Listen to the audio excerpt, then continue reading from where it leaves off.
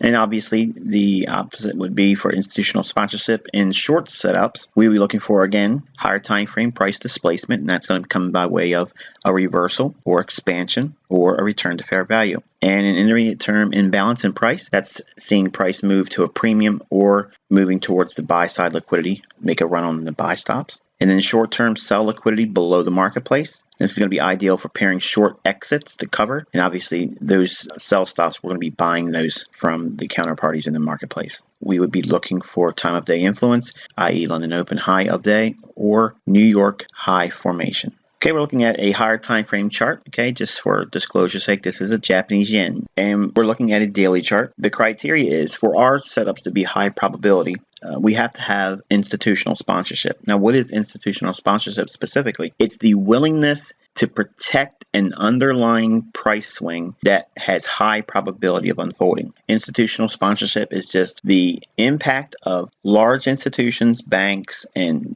big equity traders coming in to fund the side of the marketplace that you anticipate seeing it run towards a particular side of the marketplace. For instance, if we're looking at a buy setup, we're going to be measuring and trying to identify characteristics that lead us to the assumption and ultimately an understanding of institutional sponsorship as a concept. So that way we can go forward in our trading and start looking for these fingerprints that are many times repeating over and over again when we use higher time frame setups. You see it shows price dropping down below an old low. And this is typically where sell stops are going to be residing, or as we call it, a liquidity pool below this old low, and everyone that would be wanting to go long, they would have a sell stop rate below that. And then the fact that because everyone's doing that same idea, putting a sell stop here, that's where the idea of a liquidity pool. All those orders are pooling together, okay, and creating a pocket, if you will, of selling interest. Now, it doesn't mean that they want to go sell short. Okay, some folks out there would see that as a particular interesting level to be short at a later time. Should we break below it? But in this case, when we see a price run like that, we obviously have to assume, again, it's that market efficiency paradigm again, participants are looking to protect long positions there. So it's not that they want to get short, they want to get out of the long position. Now, an aggressive trader, they can see this as an opportunity to go into a lower time frame as that low is violated here. Right on this candle here, you can go into a lower time frame and look for a similar pattern because price is fractal. So you can look into a lower time frame and actually study the price action and come to basically the same idea you're seeing here, an old low. So we would wait for short-term price action on a lower time frame to create that same scenario, which is a low being violated. By having that understanding and expectation, we can take a long position. We're going to go one step further and we're going to actually start looking for evidence of institutional sponsorship. Now, looking at this setup, what's the first thing that comes to mind for you as a trader? Well, if we're anticipating a market move higher from down here after a run below the old lows, we start looking for, okay, where could this market go to? Well, we have a short-term high here. We have a short-term high here. Look at this big candle here. And how about this old high back here? Price could ultimately go back up here, or it could just come in this area here, close in that range, or it can come up and clear these relatively equal highs. But looking at what we see here, price is forming a potential bullish order block. Now, this old high here, obviously we know what's going to be resting above that. It's going to be buy stops. Well, we have a last down candle here. Price is now reaching into that right here. And it's also dipped one more time into that area right below this old low. So we can anticipate now some sensitivity and protection of seeing the price not go lower. That's what we're anticipating. So if we see that, we're going to see what? Characteristics of institutional sponsorship. That means the banks are coming in and they're capitalizing that old low back there. So inside this liquidity void and above this old high, what do we have up here? This is called buy side liquidity. That means there's a willing participant or pool of buyers up there. So as a market maker, they see these opportunities to sell, to run the stops that are below this old low. They're probably accumulating those sell stops in the form of taking the buy side of it. So if they're willing to buy those sell stops up, that means they're primarily building a net long book. And if we have suggestions in the marketplace in the form of price action suggesting that we have buy side liquidity in the form of a liquidity void and old equal highs back here, we may see, in fact, a very easy, low risk, high probability trade scenario to be long.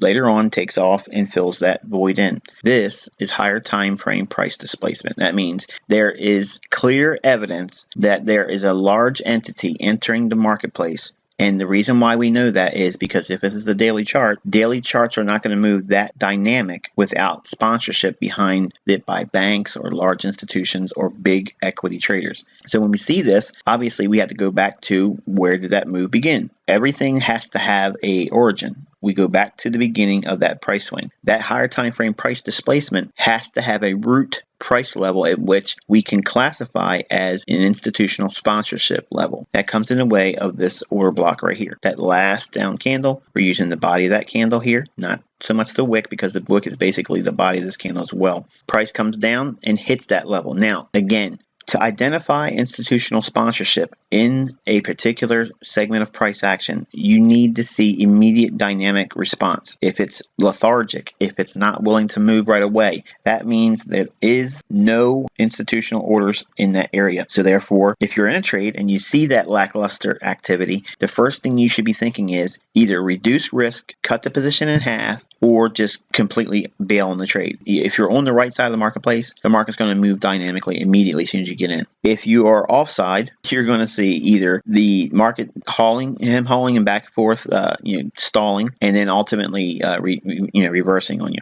When we see this sell stop low capitalized by this buying in here, we see this higher time frame price displacement, and that's what we're seeing here. This is the evidence of a large body or entity that has a lot more money than us, and they got into the marketplace here. How do we know that? Because price surged, and again, this is the daily chart. So if price can get back down to that level again, price should see a responsiveness on the upside. So we're going to start looking for signs and evidences of institutional sponsorship there, because we already identify an area where price should see return to buying again, because it had a strong willingness to want to be bought up at this level here. So we're back down at that level again. So we should see upside momentum, or if not for anything else, a short-term bounce that we can actually trade and take some profits off of. So focusing on this bullish order block here, that's where the institutional sponsorship is going to begin. So we got 1 and number 2 of the criteria when we're looking for institutional sponsorship. We see higher time frame displacement, and we see price trading back down into a discount, basically returning to a fair value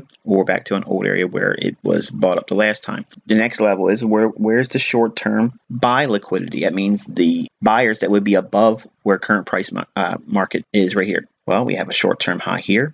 We have a short-term high here, but we also have this old swing high back here, which was the midpoint of this overall price swing here. Okay, so we had a consolidation, accumulation, price explodes, okay, and it reverses up here, and it comes back down to the area which it was bought up again. If we see a willingness to go up, we have to take our position off at logical areas. If the market can come back above this old high here, that's showing a willingness to do what? Hold for higher prices. So if they're going to hold it to this level here, where would be the next level? Well, above this old high, there's buy stop liquidity, and price obviously goes up there and hits it. Now, here's the thing. As price hits that level right up here, what's it doing? It's pairing orders with the buy stops. So that buy stop liquidity is gone. So what's the next level of institutional order flow?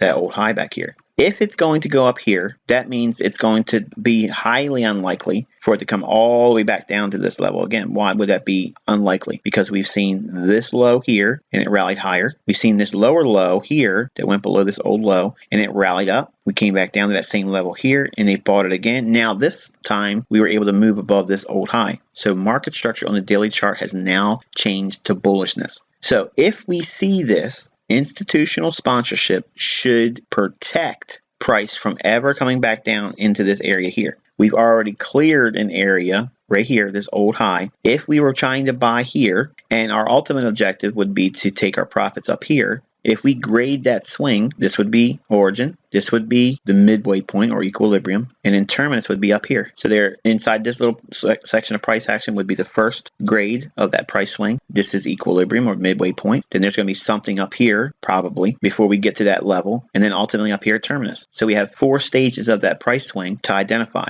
And institutional sponsorship should support price at those logical areas in price. Down here, usually it's pretty quick. They don't want to get you an opportunity to get in there. Okay, and once it takes off, then you got to look at the equilibrium price point of the overall price leg you're trying to capture. In other words, we're trying to buy down here and get off our position up here. But in here, we do not expect to see price come all the way back down to this level because we've already seen it trade from this level here, this level here, this level here, and now we have market structure breaking on a very intermediate term basis with this old high being violated here. We have a down candle in here. Price has already moved to the midpoint of that candle right there. So institutional sponsorship should be identified in this area here. They should not see price come lower. And if we see that, then it's going to be a high probability the market's going to want to reach up for this level up in here, which is aiming for these old buy stops. So we're going to take a look at that whole thing in the form of a 4-hour chart. As price came down and hit that level here and gave us that same fractal idea, trading below an old low. And what's actually occurring here? Well, it's dropping price, but it's dropping at a specific level or going into a higher time frame support level. What's that create when it does that? It's a bullish order block. It's down price or down candles at an anticipated level of support, or where we expect to see institutional order flow send price higher. Each time the market goes up and takes out a level of buy stop liquidity, we don't collapse the trade entirely. We don't look for reversal patterns. We do not look for divergence indicators. We're looking for a willingness to keep moving higher to run these longer term buy stops. As price takes that first level out, those buy stops are gone. What's missing now? The liquidity in the form of buy stops above that short term high. So what we'd be expecting to see is price continuously look to go higher to go after the next level of buy stops. Price surges higher, runs through, takes out the second level buy stop liquidity. Now notice what's happened here. While it was a dynamic surge through that second level buy stop liquidity, it fails to go back to that old high. This is classic price action. So again, those buy stops are gone, and we're focusing primarily on the move justified by price action. Is it going to still go for those buy stops above that old high here? And ultimately, it runs up and snaps through that old high, ending that at the terminus. So let's take a closer look of why this was such an easy expectation and how institutional sponsorship could aid you in your price action study. When you see buy stop liquidity as your targets, what things should we see in price action to help support these ideas? Okay, we're looking at a 4-hour chart of that price swing. You probably already noticed there's some blue line segments on there. So we're going to start talking about some super secret sauce. We're looking at now a 60-minute chart. Those blue lines are one of the coolest things I discovered about price action. Okay, so again, you can see those gray lines here, and all that's doing is just delineating those old highs. Then we had the beginning of the move here. Price trades down. I want you to take a look at the blue line segments. The opening price at midnight in New York. If we suspect that price is going to be bullish, we can look at the opening price at midnight in New York. And if we're expecting a price move higher, what we see in the form of institutional sponsorship is price when it goes below the opening price at midnight should be accumulated. We want to see what happens when price goes below it. We find the opening price, and then we're going to be looking for a down candle. That down candle should be seeing capitalization of new longs. We see that come to fruition when the down candle is violated. Now, it can happen during London or it can happen in New York. Either one is still a good, viable trade. So between this high here and this low here, we're essentially trading at equilibrium. So when we're at equilibrium price points like that, we want to see price give us an order block to give us the justification for wanting to expand higher and away from that equilibrium. So now think in terms of Power 3. Power 3 is the concept I teach as it relates to the daily open, high, low, and close bar. So in other words, a time frame of daily charting. If your minimum trading is trying to capture the bulk of that daily range, you want to be buying near the opening on an up day and exiting on the close. When you're bullish, you want to be buying near or below the opening price, a low up to a higher close, a low up to a higher close, and again a low up to a higher close. But look what's happening. Price is being drawn up to that first old high. And look what it does. Once it gets up at that old high, it starts staying sideways. It's consolidating. Traditional support resistance players will see that old high as resistance and they'll want to sell short. So what's going to happen? They're going to sell short, sell short, sell short, and they'll see what? Price go nowhere. And their buy stops will be just above this old high. And then you run through them again. They come back down, capitalize new longs, and then extends it up where? To the old high here. And what's happening there? Same scenario. So price in here, that's where we just left off at. Price comes back down into that order block here. It has a retracement and goes lower. And now this retracement lower will get everybody excited thinking it's been a high formed. Why is this one being used again? Because we had this old area of institutional order flow in the form of the old high. That's when classic support resistance works. Because why? We have an unfulfilled objective up here with that old higher high. I want you to think about where these order blocks are forming. You're referencing old bullish order blocks from the previous day or maybe 3 sessions ago. And you can buy old bullish order blocks because they're going to do what? Recapitalize them. That's institutional sponsorship. They're defending specific levels. Why should they be defending these particular levels? Because their vested interest is to see it go above that old higher high, where they're ultimately looking to try to take out all of their long positions. Everyone asks for what's the order block to use. Well, it starts with understanding where the market should go, okay? And that starts by looking at what we talked about in September, which you should be focusing on right now. Down candles right before the up moves, up candles right before the down moves, looking for liquidity voids, looking for old lows to be violated and then rallied off of. That's a turtle soup. Or an old high to be rallied through and then rejected and trade softer. That's a turtle soup sell. But you have to use specific generic things like time.